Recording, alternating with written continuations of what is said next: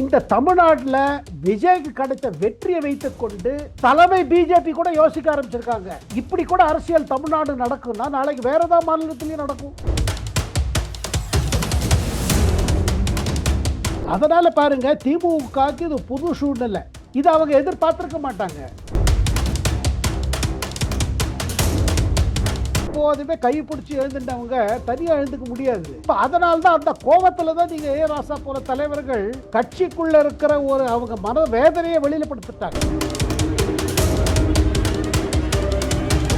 இப்போ உதயநிதி சொல்றது போல இவ்வளவு சதவீதம் உங்களுக்கு கிடைச்சிருக்கு, அவ்வளவு சதவீதம் அங்க கிடைச்சிருக்கு, அது அர்த்தம் இல்லை. இது ஸ்டாட்டிஸ்டிக்ஸ். இதை நீங்க சும்மா அப்படி பேசிக்கலாம், ஒரு அகாடமிக் டிஸ்கஷன் பண்ணலாம். ஆனா பேண்டேட் அவங்களுக்கு போயிடுச்சு, உங்களுக்கு வரல. இதை திமுக பார்த்தீங்கன்னா, ஸ்டாலின் எந்த பாதையில செல்லணும்னு ஆசைப்படுறதோ அந்த பாதையில செல்லாம வேற பக்கம் கொண்டு போறாங்க.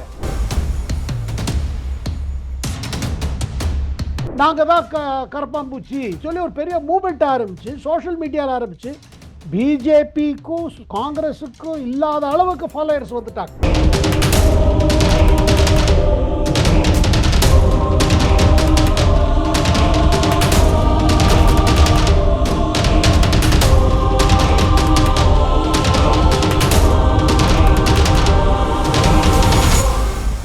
ரியல் ஒன் நண்பர்கள் உறவுகள் அனைவருக்கும் வணக்கம். இன்று நம்மோடு இருப்பவர் மூத்த பத்திரிகையாளர் டெல்லி சேகர் ஐயர் அவர்கள். வணக்கம் சார். வணக்கம். வணக்கம் சிவா சார். வணக்கம் சார். இப்போ தமிழக அரசியல் வரலாற்றிலேயே முதல் முறையாக IUML இந்தியன் முஸ்லீம் லீக் கட்சி விசிக அமைச்சரவையில இடம்பெற்றிருக்காங்க. இதற்கு திமுக தரப்புல இருந்து கடுமையான விமர்சனங்கள் முன்வைக்கப்பட்டிருக்கு. அதாவது திமுகவுடைய நாடாளுமன்ற உறுப்பினர் ஆர் ராசா அவர்களை பொறுத்த வரைக்கும் ஆபாசமான வார்த்தைகள் மூலமாகவும் அர்ச்சனை செய்திருக்கிறார். இதை எப்படி சார் பாக்குறீங்க? இல்லைங்க, முதல் முறையாக திமுகவுக்கு தமிழ்நாடு தேர்தலில் ஏற்பட்ட ஒரு பெரிய என்ன சொல்றது, ஒரு செட்பேக். அது இப்பதான் முதல் முறையாக அவங்களுக்கு மூஞ்சில் அடிச்ச மாதிரி வருது. ஏன்னா இதுலேருந்து ஒன்று கிளியருங்க, திமுக தலைமையில் இருக்கிற கூட்டணி இஸ் ஓவர், முடிஞ்சிருச்சு. ஏன்னா எப்போ ரெண்டு கட்சி உங்கள் கூட்டணியிலிருந்து அந்த பக்கம் போயிட்டாங்களோ, அமைச்சராகி விட்டாங்களோ, அவங்க தொடர்ந்து உங்கள் கூட்டணியில் இருக்க முடியாது. அதுக்கு பதில் IUML தலைவர்களே சொல்லிட்டாங்க, எப்போ அமைச்சர்கள் ஆகிக்கிட்டோமோ இவங்க போராட்டத்தில் நாங்கள் போக முடியாது. அப்போ திமுக கூட்டணியில் இருக்கிற அலைஸ் மூலமாக தான் உங்கள் ஆட்சி ஓடுதுன்னு சுட்டி காமிச்சிட்டே இருந்தார். ஸ்டாலினும் காமிச்சிட்டு இருந்தார், உதயநிதி காமிச்சிட்டு இருந்தார். அதுக்கு ஒரு முற்றுப்புள்ளி வச்சுட்டாங்க. இது அவங்களுக்கு ஒரு பெரிய அதிர்ச்சி கொடுத்துருக்கு. ஏன்னா முதல் முறையாக இவ்வளவு நாள் உங்க கூட இருந்தவங்க, நீங்க அவங்களுக்கு ஆட்சியில பங்கு தரல, அதிகாரமும் தரல, ஒன்றும் தரல. அவங்க பெசா ஏமோதமோன்னு உட்காந்துட்டு இருந்தாங்க. அதுல திருமாவளவன் முதல்ல சொன்னாரு, இங்க பாருங்க ஆட்சி இது பங்கு, ஆட்சியில பங்கு கொடுக்கணும். ஆனா அதுக்கு பிறகு அவர் இது பண்ண பிறகு இப்பதான் முதல் முறையாக ஒரு இது வந்துருச்சு. இப்பதான் புரியுது என்ன இருக்குது. ஏன்னா இதோட இது பாருங்க, அதுக்கு அடுத்த முடிவு பாருங்க. இப்போ இன்னைக்கு என்ன ரிப்போர்ட்ஸ் எல்லாம் சொல்லுது, ஸ்டாலின் முடிவு பண்ணிட்டாரு உள்ளாட்சி தேர்தலில் இனிமேல் தனியா போகணும்.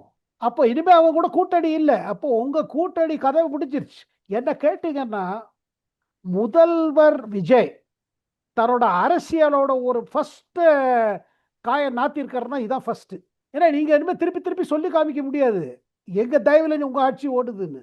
சார், இப்போ திமுகவை பொறுத்த வரைக்கும் சார், திமுக கூட்டணி இல்லாமல் கட்சி துவக்கப்பட்டதுல இருந்து முதல் முறை அண்ணா அவர்கள் முதலமைச்சர் ஆகும் போது கூட மெகா கூட்டணி மூலமாகத்தான் முதலமைச்சர் ஆனாங்க. கூட்டணி இல்லாமல் எந்த ஒரு தேர்தலையும் திமுக சந்தித்தது கிடையாது. கூட்டணி பலத்தின் மூலமாகத்தான் ஆட்சி அரியணையில அமர்ந்தாங்க. அப்போ கூட்டணி இப்போ சிதைக்கப்பட்டிருக்கிறது. கூட்டணி இல்லாமல் திமுக தனித்து போட்டி அப்படின்னா இது எப்படி சார் திமுகவுக்கு இருக்கும்? ஓட் பெர்சன்டேஜ் எல்லாமே ரொம்ப குறைந்த அளவுல இருப்பதற்கான ஒரு வாய்ப்பு தானே சார் உருவாகும்? இல்லைங்க, அவங்களுக்கு அதாவது அவங்களுக்கு இதுவா இருக்கும். அதாவது பாருங்க, கூட்டணி இல்லாம போனதே கிடையாது. அப்புறம் IUML சரி, உங்களுக்கு விசிகேயும் சரி, இது ரெண்டும் பார்த்தீங்கன்னா, ஒன்று தலித் சமுதாயத்துக்கு இதுவா இருக்காங்க, குரல் கொடுக்குறாங்க. இன்னொருத்தர் சிறுபான்மையர்கள் இஸ்லாமியர் சமுதாயத்துக்கு ஒரு பெரிய பார்ட்டி அது. அப்படி இருக்கும் பொழுது இது இரண்டும் இல்லைன்னா இவங்களுக்கு கஷ்டம்தான். ஏன்னா விஜய் கட்சி ஆரம்பிச்சதுல சொல்லிட்டு இருக்காரு, ஆட்சியில பங்கு, அதிகாரிங்க பங்குன்னு முதல்ல இருந்து சொல்லிட்டு இருக்காரு. முதல்ல இருந்து அலையன்ஸ் சொல்லிட்டு இருக்காருல்ல. இப்ப இவங்க இல்ல, அது எங்க திராவிட மாடல்ல அது சரி வராது, இது கிடையாது கிடையாதுன்னு சொல்றாங்க. ஸோ அப்படி இருக்கும் பொழுது இது இது பண்ண முடியாது நீங்க. அதனால பாருங்க, திமுகவுக்கு இது புது சூழ்நிலை. இது அவங்க எதிர்பார்த்திருக்க மாட்டாங்க. இப்ப வந்து அவங்க திமுக தலைமையும் சரி, தலைவர்கள் எதிர்பார்த்தது என்னன்னு நம்ம புரிஞ்சுப்போம். அவங்க எதிர்பார்த்தது என்னன்னா, விஜய் பெரிய ஒரு தப்பு செஞ்சிருவாருன்னு. என்ன? இந்த அதிமுகலேருந்து நமக்கு சப்போர்ட் வருது, அதை எடுத்துருவாருன்னு. அதை அவர் எடுத்துக்கல. அவருக்கு அந்த அரசியல் அறிவுரை யார் சொன்னாங்கன்னு தெரியல. அவரே யோசிச்சாரா, இல்ல அவருக்கு சொல்லப்பட்டுதா, இல்ல ஜான் ஆரோக்கியசாமி போல பொலிட்டிக்கல் அட்வைசர்ஸ் கொடுத்தாங்களா தெரியல. ஆனா அது நல்ல முடிவு, நல்ல அரசியல் முடிவு. அதை இவங்க எதிர்பார்க்கல. இவங்க எதிர்பார்த்தது என்னன்னா, ஒரு மீண்டும் நெருக்கடி வந்துரும், ஒரு மாதத்துக்குள்ளே நெருக்கடி வந்துரும். இவங்க வந்து அதிமுக சப்போர்ட் எடுத்துட்டாங்க வச்சுக்கோங்க.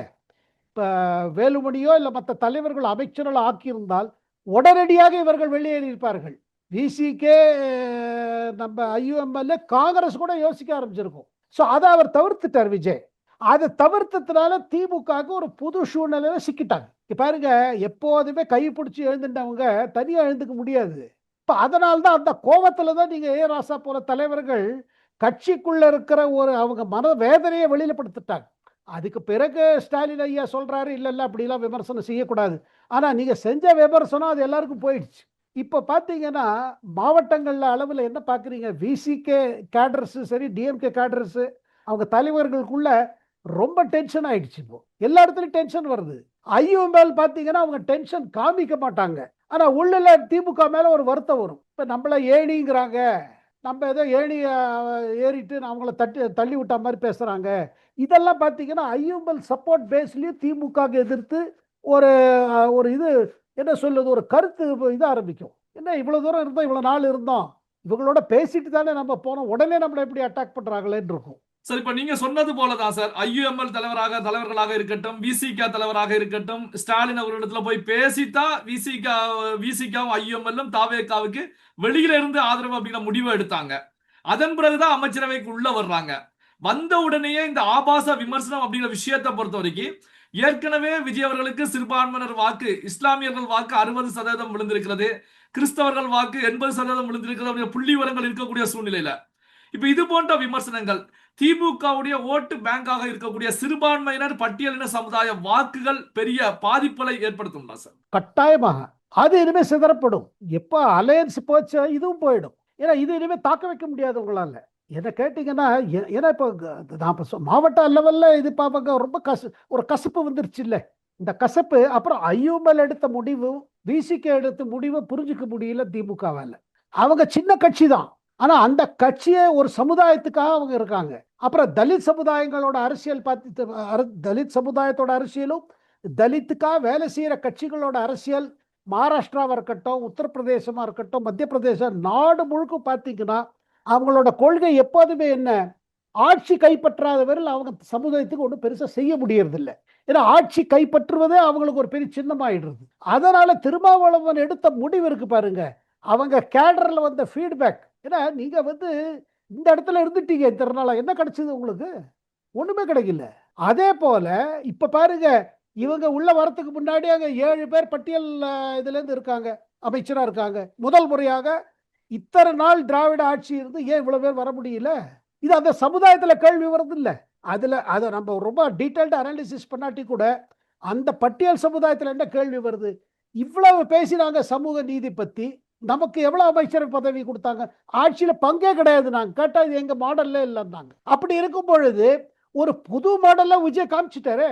அவர்கள் வருவதற்கு முன்பாகவே 7 பேர் இருக்காங்க, இவர்கள் வந்த பிறகு 8 பேர் ஆயிட்டாங்க. அதே மாதிரி இஸ்லாமியர்கள் பாத்தீங்கன்னா அவங்க இதுவும் அதிகமாயிடுச்சு அமைச்சரவையில். இப்ப முன்ன இல்லாத விஷயங்கள்லாம் இப்ப ஆகுது. இது அந்த சமுதாயத்துக்கு, அந்த சமுதாயினருக்கு ஒரு பெரிய மெசேஜ். இத வந்து திமுக வந்து பாத்தீங்கன்னா, ஸ்டாலின் எந்த பாதையில செல்லணும்னு ஆசைப்படுறாரோ அந்த பாதையில செல்லாம வேற பக்கம் கொண்டு போறாங்க. பேராசா போல தலைவர்கள் இந்த மாதிரி படப்படன்னு எல்லாம் சொல்லிட்டாங்க, உள்ள நடச்சதெல்லாம் சொல்லிட்டாங்க. பட் அவங்க உள்ளுக்குள்ள இதான் வேதனை. நம்ம கூட இருந்தாங்க, இப்ப போயிட்டாங்க, இப்ப நாம என்ன செய்வது? தேர்தலோட ரிசல்ட்டை விட இதுதாங்க ரொம்ப மோசம். ஏன்னா கூட்டணி இல்லாத போது நீங்க சொல்ல, ஏன்னா கூட்டணி இல்லாம அவங்களுக்கு ஆக்சிஜன் அதுதான். இதை தவிர்த்துங்க, இந்த தோல்வியை வைத்துக்கொண்டு திமுகக்குள்ளேயே இருக்கிற ஒரு இது இருக்கு பாருங்க, ஒரு வேதனை. இவ்வளவு செலவழிச்சோம், இவ்வளவு இது பண்ண, முதல் முறையாக தமிழ்நாடு தேர்தல் ஒரு 3 விஷயம் ஆயிருக்கு, பெரிய விஷயம். முதல் முறையாக ஒரு புது கட்சிக்கு 2 ஆண்டு காலத்துல ஒரு நபரை நம்பி ஓட்டு போயிருக்கு, விஜய். வேற ஒண்ணும் இல்லை, இந்த தேர்தலுக்கு விஜய். அந்த விஜய்க்கு பார்த்து ஓட்டு போட்டிருக்காங்க. நம்பர் 1. நம்பர் 2, இரண்டாவது விஷயம் பாருங்க, இது தமிழ்நாட்டுல பெரிய ஒரு வரலாறு படைச்சிருச்சு. ரெண்டாவது விஷயம் என்னன்னா, அவர் யார் கேண்டிடேட் சொன்னாரோ அவ தான் ஓட்டு போட்டாங்க. அவங்க கேண்டிடேட்டை பார்க்கவே இல்லை. அவங்க ஜாதி என்ன, இனம் என்ன, இந்த மதமா அந்த மதமா, இதுவா அதுவா ஒன்றும் பார்க்கல. அவரோட கேண்டிடேட், அவருக்கு ஓட்டு கொடுக்கணும், இவருக்கு கொடுத்துட்டாங்க. இதுவும் முதல் முறையாக இவ்வளவு பெரிய அளவுல நடக்குது. மூன்றாவது விஷயம் பாருங்க, மூன்றாவது விஷயம், டிவிகே கேண்டிடேட்ஸ் அவ்வளவு பேரும் ஓட்டர்ஸ்க்கு பணம் கொடுக்கல. தேர்தல் பிரச்சாரத்துக்கு செலவழிச்சிருப்பாங்க. ஆனா முதல் முறையாக ஆட்சி பிடிச்சிட்டாங்க செலவு செய்யாம. அதே நேரத்தில் எதிர்கட்சிகளான திமுகவும் அதிமுகவும் பணம் செலவழிச்சிருக்காங்க. ஓட்டருக்கு 5-10 கொடுத்துருக்காங்க. அதை கொடுத்து டிவிகேக்கு ஓட்டு போயிருக்கு. அப்ப இதுல இருந்து என்ன இன்னொரு இது, மக்கள் உங்க பணத்துல அவங்க இதா இல்ல மயங்கல, பணத்தை வாங்கிட்டாங்க, ஆனா ஓட்டு அங்க போட்டாங்க. இதுல இப்ப உதயநிதி சொல்வது போல இவ்வளவு சதவீதம் உங்களுக்கு கிடைச்சிருக்கு, அவ்வளவு சதவீதம் அங்க கிடைச்சிருக்கு, அது அர்த்தம் இல்ல. இது ஸ்டாட்டிஸ்டிக்ஸ். இதை நீங்க சும்மா அப்படி பேசிக்கலாம், ஒரு அகாடமிக் டிஸ்கஷன் பண்ணலாம். ஆனா பேண்டேட் அவங்களுக்கு போயிடுச்சு, உங்களுக்கு வரல. இதெல்லாம் பாருங்க. இதை என்ன திமுக புரிஞ்சுக்க மாட்டேங்கிறதுனா, இது வெறும் ஒரு இன்ஸ்டாகிராம்னால ஆயிடுச்சு, சோஷியல் மீடியால ஆயிடுச்சு, பூத் லெவல் கமிட்டி இல்லாம ஆச்சு. இது பாருங்க, இதெல்லாம் உங்களுக்கு இது ஒரு எக்ஸ்கியூஸா போறது. மக்கள் அதை பார்க்கலங்க. பூத் லெவல் இருக்கிறதுனால அவங்களுக்கு ஓட்டு போடுவோம்னு பார்த்தாங்க இல்ல. ஒரு மாற்றம் தேவை. அந்த மாற்றம் வந்தாதான் நம்ம வாழ்க்கை மாறும். இரண்டாவது, அப்படி மாறுறதுக்கு அந்த கட்சிக்கு கேண்டிடேட் யாருன்னு பார்க்காத போது அவங்க பூத் லெவல்ல பார்த்தாங்க. பூத் பணியாளர்களை பார்த்து ஓட்டு போட்டாங்க, பார்க்கலையே. இதெல்லாம் பாருங்க, எலெக்ஷன் மாடல் மாறிடுச்சு. நான் ஒரு பெரிய விஷயம் சொல்ல விரும்புறேன் சிவா சார். இந்த தமிழ்நாட்டில் விஜய்க்கு கிடைத்த வெற்றியை வைத்துக் கொண்டு தலைமை பிஜேபி கூட யோசிக்க ஆரம்பிச்சிருக்காங்க.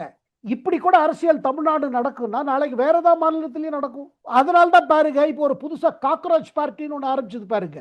நம்ம உச்ச நீதிமன்றத்தில் ஒரு ஒரு நபர், அவர் தன்னை வக்கீல் சொல்லிக்கிறாரு, தனக்கு சீனியர் அட்வொகேட் டெசிக்னேஷன் வேணும்னு வாதாடினாரு.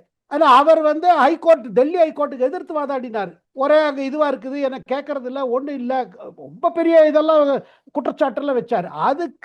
அதுல ஆவேசம் அடைந்த chief justice of India Suryakant அவர் என்ன சொல்றாரு, இந்த மாதிரி ஒண்ணு நீ இந்த மாதிரி பண்ணு தப்பு, இந்த மாதிரி கரப்பாம்பூச்சிகள்லாம் நிறைய இருக்குன்னு சொல்லிட்டாரு, வேற வேலை இல்லாதவங்க அப்படின்ட்டாரு.